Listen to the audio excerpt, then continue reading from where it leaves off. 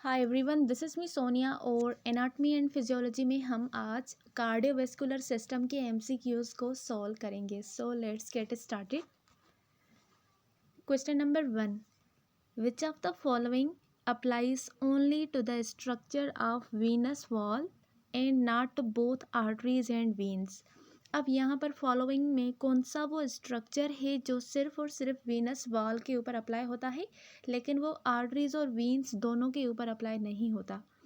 यानी इसके स्ट्रक्चर की बात हो रही है कि क्या डिफरेंस है मेन ऐसा वीनस वॉल में और आर्टरीज की में। Options, it is composed of 3 layers of tissue. Second, the inner layer is called the tunica intima. Third और सी, the endothelium covers the walls built into the vessel wall, or the outer layer, the tunica adventitia, is fibrous for protection. So here the right answer is C. जो endothelium है वो cover करती है walls को जो कि vessels के wall के अंदर बिल्ड हुए हुए हैं, क्योंकि वीनस वॉल में क्या होते हैं, वेल्व्स भी जो है ना वो लगे होते हैं जो कि बैक फ्लो को प्रिवेंट करते हैं। अदरवाइज आर्टरीज में इतना ज़्यादा प्रेशर होता है कि ब्लड का जो बैक फ्लो होने के चांसेस होते हैं वो कम होते हैं। Next, an artery that provides the only blood supply to a tissue is called, वो आर्टरी जो सिर्फ ब्लड सप्लाई करती है टिश्यूज़ को, तो उसको हम क्या बोलते हैं उस पार्ट को? एंड आर्टरी, एनास्टोमेटिक आर्टरी, शंट और arteriole. The right answer is A, and artery बोलते हैं जो कि ब्लड सप्लाई करती है टिश्यू को। Next, why does blood from the hepatic portal vein flow through the liver in sinusoid rather than in conventional capillaries. अब यहाँ पर जो ब्लड है वो हेपाटिक पोर्टल वेन्स के थ्रू लीवर के साइनोसाइड से क्यों ट्रांसफ़र होता है, वो कन्वेंशनल कैपलरीज से क्यों नहीं हो रहा? सो इसका ऑप्शन है their leaky walls allow bile and other enzymes to be secreted into blood. Their large diameter ensure that blood flow is speeded up to prevent pooling and edema.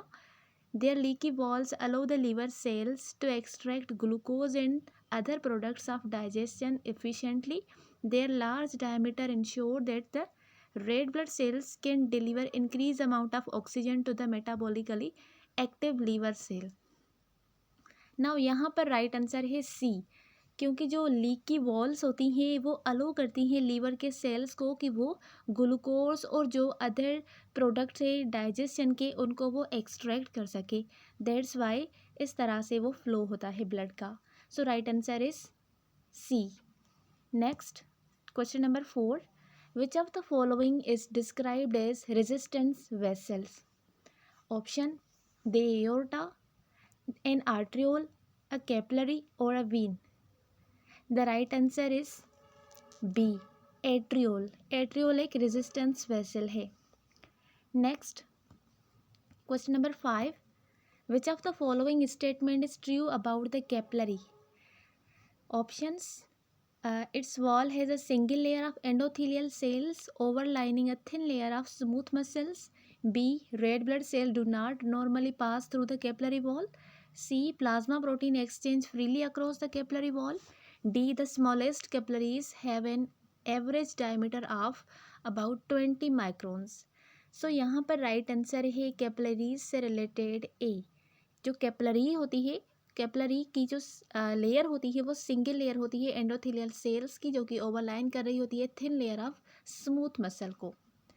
Next, question number 6, रफली how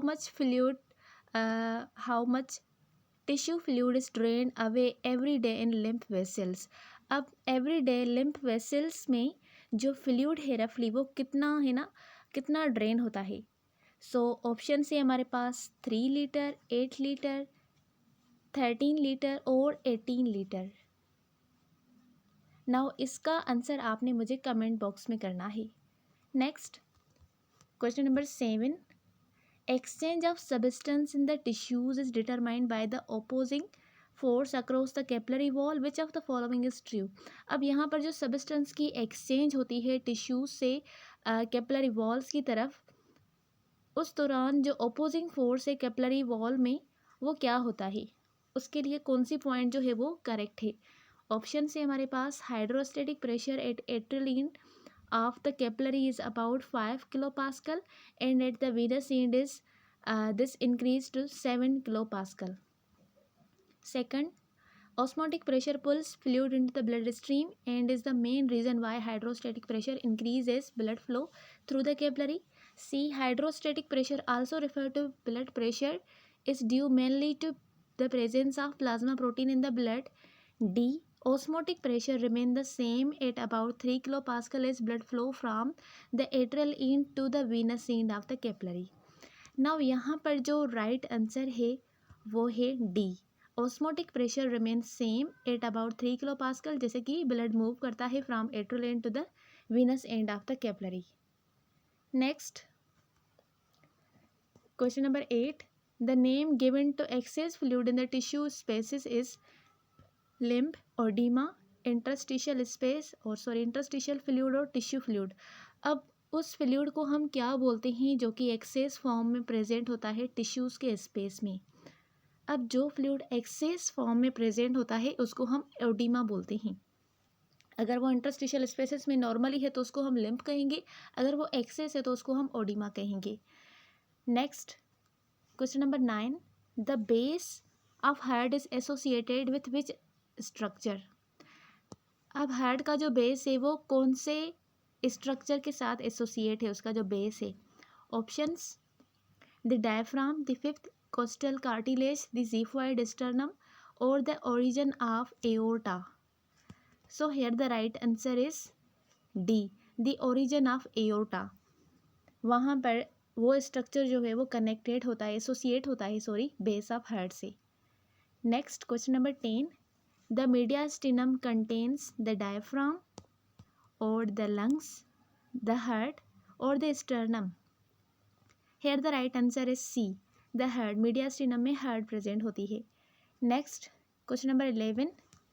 Which of the following is true about myocardium. myocardium से related कौन सी point true है. The cells are unbranched and linked by intercalated disc. B. Each muscle cell is individually supplied by a separate nerve fiber. C.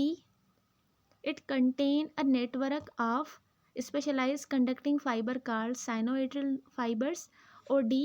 It is the thickest layer of the heart wall and secrete atrial natriuretic peptide or ANP. So here the right answer is D. जो myocardium है वो thickest layer होती है heart की, जो कि ANP यानी atrial natriuretic peptide को सीक्रेट करती है. Next question number 12. The visceral pericardium. Options: secrete pleural fluid, is firmly attached to myocardium, lines the heart chamber or the fibrous protective layer. So here the right answer is B, is firmly attached to myocardium. जो pericardium होती है वो myocardium के साथ attach होती है. Next question number 13. The atrioventricular walls are secured to the anterior of the ventricular walls with chordae tendinae. B. Conduct electrical impulse between the atria and the ventricles. C. Both have 3 cups or flaps. D. Are closed during the P wave on the ECG. So here the right answer is A. जो एट्रोवेंट्रिकुलर wall होते हैं वो secure होते हैं anterior of ventricular wall से with chordae tendinae. Next question number 14. Narrowing of atrioventricular wall is called incompetence, regurgitation, stenosis or murmur. तो here the right answer is C. narrowing को हम simply stenosis ही बोलते हैं. Next question number 15. The sinoatrial node lies at the origin of the aorta in the intraventricular septum close to opening of superior vena cava immediately above the right atrioventricular wall. Here the right answer is C. जो sinoatrial node होता है वो close होता है opening of superior vena cava से. Next question number 16. What proportion of the left ventricular stroke volume passes into the coronary arteries to supply myocardium. अब जो proportion है वो क्या है लेफ्ट वेंट्रिकुलर स्ट्रोक का जब वॉल्यूम पास करता है कोरोनरी आर्टरी से, ताकि वो मायोकार्डियम को ब्लड सप्लाई कर सके। ऑप्शन है हमारे पास 25%, 15%, 5% और 20%। So here the right answer is C, 5% जो है वॉल्यूम वो कोरोनरी आर्टरी से मायोकार्डियम तक सप्लाई होता है। Next question number 17, what is the average heart rate in healthy adult. Adult में जो एवरेज हार्ट रेट होता है वो क्या होता है। ऑप्शन है हमारे पास 40 to 60 beats, 60 to 80 beats per minute और 80 to 100 beats per minute, 100 to 120 beats per minute. So here the right answer is B, 60 to 80 beats per minute is the average heart rate in healthy adult.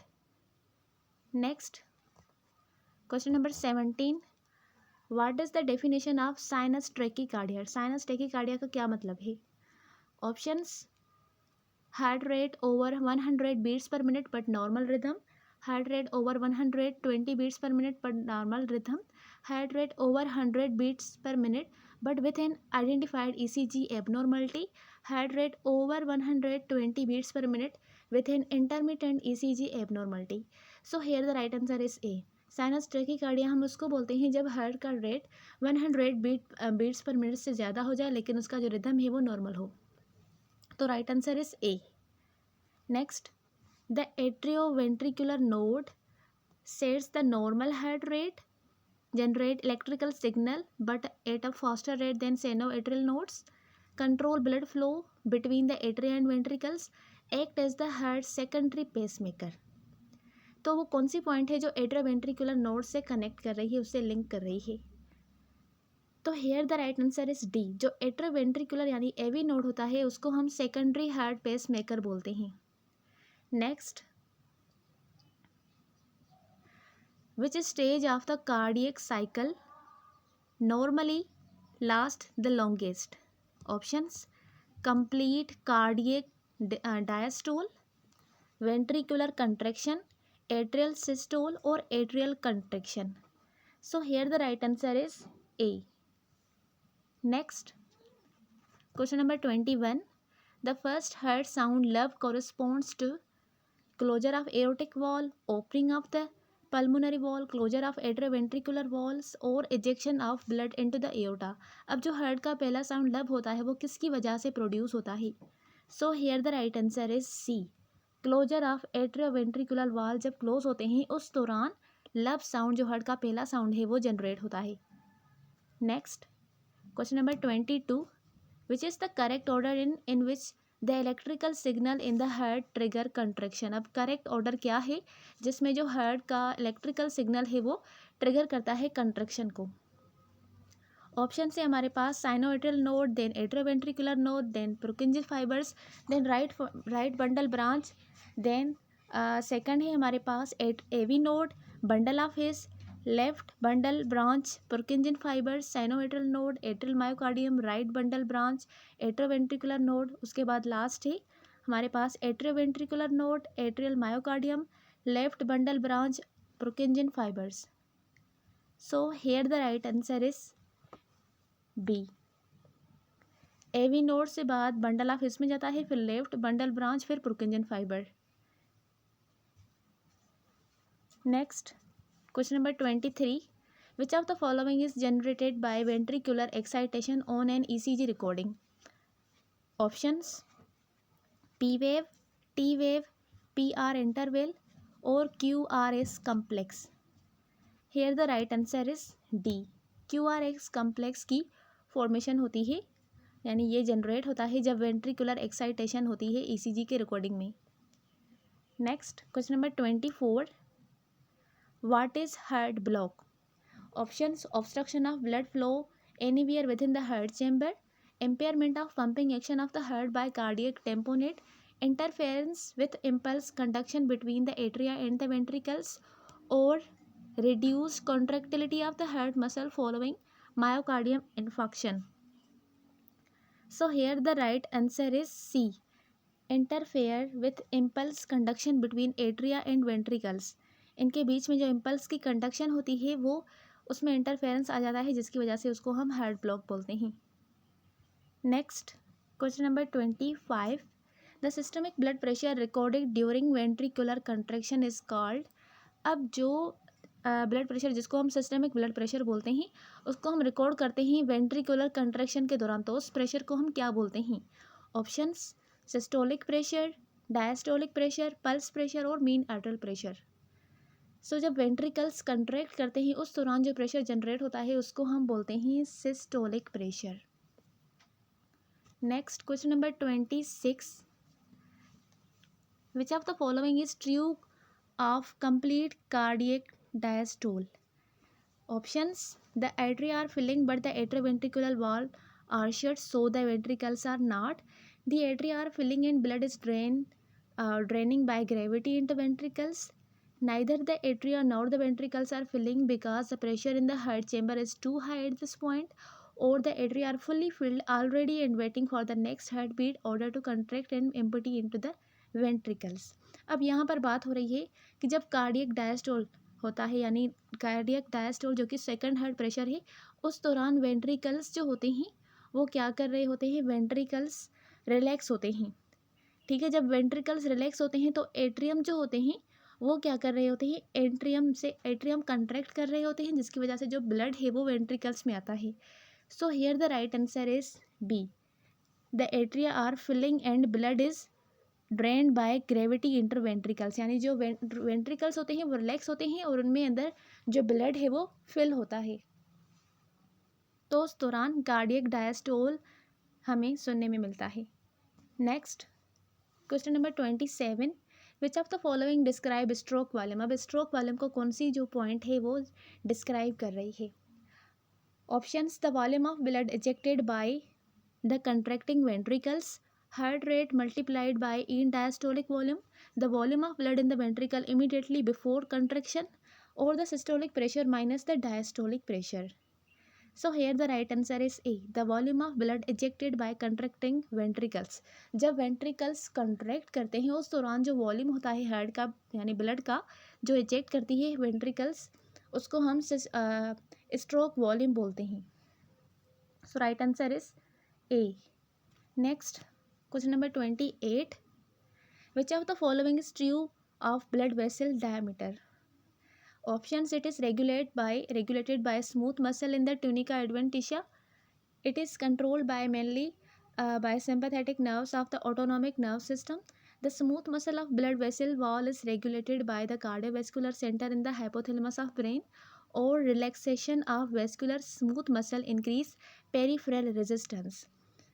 So here the right answer is B, जो blood vessels diameter होता है उसमें जो blood vessels होती हैं वो control होती हैं by sympathetic nerves of the autonomic nerve system से। So the right answer is B.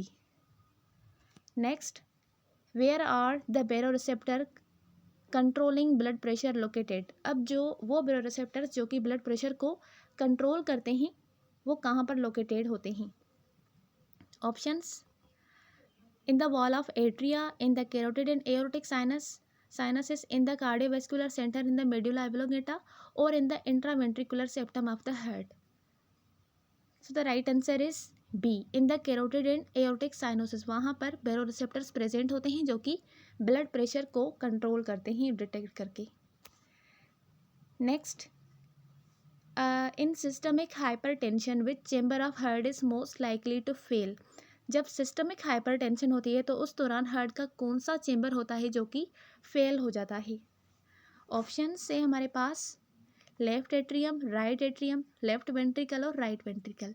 So here the right answer is C, left ventricle जो है ना वो ज़्यादा फेल होता है, क्योंकि पूरे सिस्टम में ब्लड लेफ्ट वेंट्रिकल से ज़्यादा है। तो सिस्टमिक हाइपरटेंशन में भी तभी होगी जब सिस्टमिक हाइपरटेंशन होगी तो लेफ्ट वेंट्रिकल ही ज़्यादा फेल होने के लिए रिस्क पर होगा।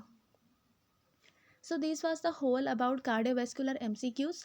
आई होप कि आपको आज की वीडियो क्लियर हुई होगी। मिलते हैं अगले वीडियो में, तब तक के लिए अल्लाह हाफिज़।